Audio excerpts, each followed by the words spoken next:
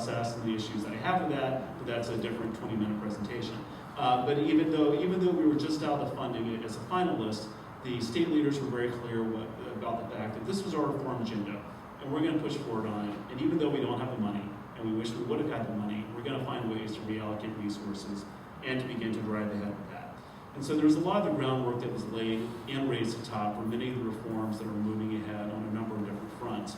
But it also laid the groundwork for really taking the teacher effectiveness focus that we had and raising that to the next level. Because even though our performance evaluation reform law tackled a lot of critical issues, what it didn't really tackle was, all right, once you have the performance evaluations, how do you begin to use those and tie those back into decisions about dismissals and layoff orders and some of those other very difficult subjects?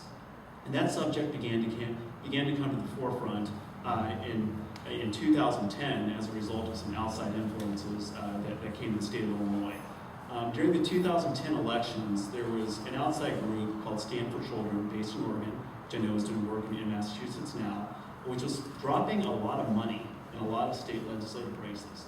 And no one really knew exactly why. I mean, there was headlines that says, all right, Stan, we see you're out there, but what is it that you want? Why are you spending all this money on these legislative races? And that became clear toward the end of 2010 when Stand for Children, along with a coalition of various other reform organizations working within the state, released what was called the Performance Counts proposal. And what they were looking to do was really to move forward with what's the mother of, what's been called the mother of all ed reform bills in the state of Illinois. It was looking at how do you tie performance evaluation outcomes to continued certification, how do you tie it to attaining tenure, how do you tie that to dismissal processes, really looking to get rid of seniority as a factor in hiring decisions, and also looking to eliminate the right to strike throughout the state. So some really difficult, contentious topics.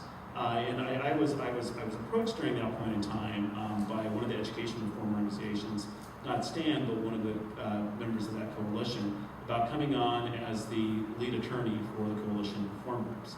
And for me, this was personally being an outside lawyer within this arena. It was a really tough decision about whether or not that's an engagement that I wanted to take on. I mean, I had done a lot of work previously with the state as my client, with other groups where I was kind of working in this consensus building process.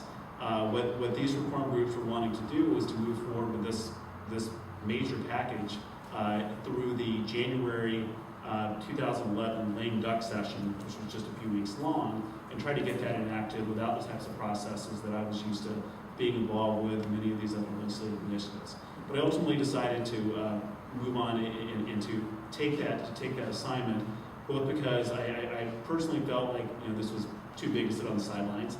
Secondly, I also felt that by my being involved, that I hoped it would be a better outcome than if I weren't involved. And thirdly, that I was very upfront with my client, who was an organization called Advance Illinois, a state-based organization I had done a lot of work with, that I was going to approach this with the same important focus on relationships and consensus building and hearing voices at the table.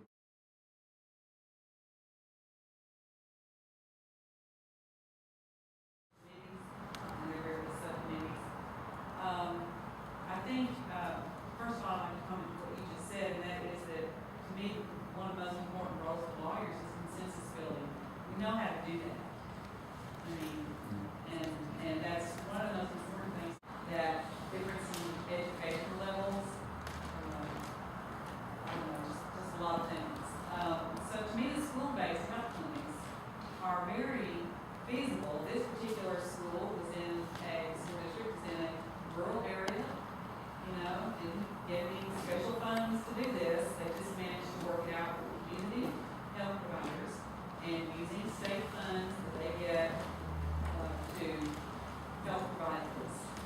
And to me, that seems so logical, so workable, and so affordable. I don't understand why we don't do it. School-based health centers are actually alive and thriving in Massachusetts. And I think parents report, even parents who report having other kinds of difficulties with school engagement within our school system, report very positive relationships with school-based health centers. So I think we would agree that school-based health centers provide a very important support system for children and parents biggest challenges aren't necessarily around healthcare. They're around behavioral healthcare, they're around the provision of other kinds of basic needs. Which should be included, in my opinion, in the school-based governance. Well, there are ways in which they, there's an assumption that the personnel in school-based health centers have the resources and supports to provide all of the access to services as kids and families may need. And sometimes they are very helpful in connecting parents and kids appropriately to services for that, meet their housing needs, et cetera. That's not always true. We know that their strength, their value is around healthcare, and we know that they are an important resource. It's not necessarily true that they are the best resource for connecting kids and families to other kinds of support. Yeah. I have a couple of questions. This you did mention housing. I am an attorney, but I run a nonprofit that works for housing.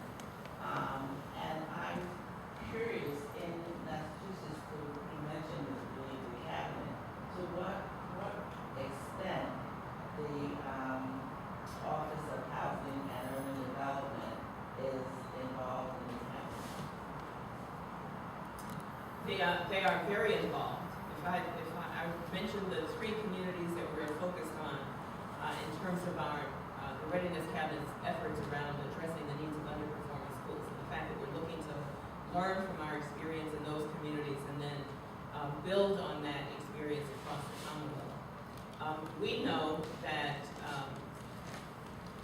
we believe that a significant percentage of the challenges that we have in those schools around attendance has to do with housing stability, has to do with the extent to which kids are being moved from one community to another in order to facilitate either the families having to move on a fairly regular basis to find more affordable housing.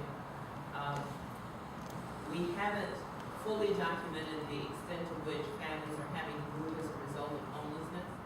And in fact, kids ought to be able to remain in the same school system, irrespective of where they are placed. In instances where the family may have to move into a shelter. But we've been trying to be very intentional about looking at strategies that would ensure that we are able to identify early on families that may be at risk of homelessness as a result of financial circumstances, and to deploy the available state resources that we have to keep families in their own neighborhoods and avoid eviction as much as possible. So we're looking to prioritize pretty much in the same way. I don't know if any of you know about the Flint experience.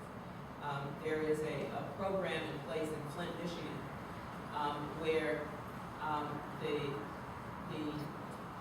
city's the city's strategy for addressing homelessness is driven by ensuring that kids are able to remain in the same school system.